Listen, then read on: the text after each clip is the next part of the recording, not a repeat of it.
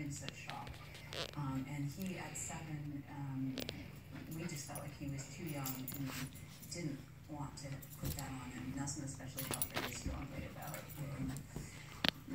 not having him have to deal with that. So over time, though, he's older, 3 years later, and he's matured, and I think he had some exposure to other people.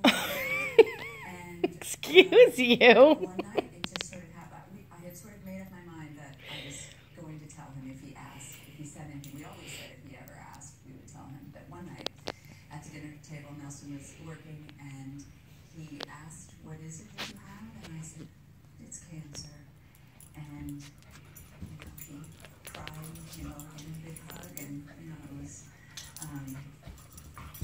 hard. I know that Bruce Stone of Cold Springs Harbor Labs out in Long Island, which is an amazing institution. If you haven't looked up anything about it, you should. He's here and he's your medical advisor. Cancer treatment. I mean, most people think lung cancer is a death sentence, and it hasn't been. She's in remission. She's living with lung cancer.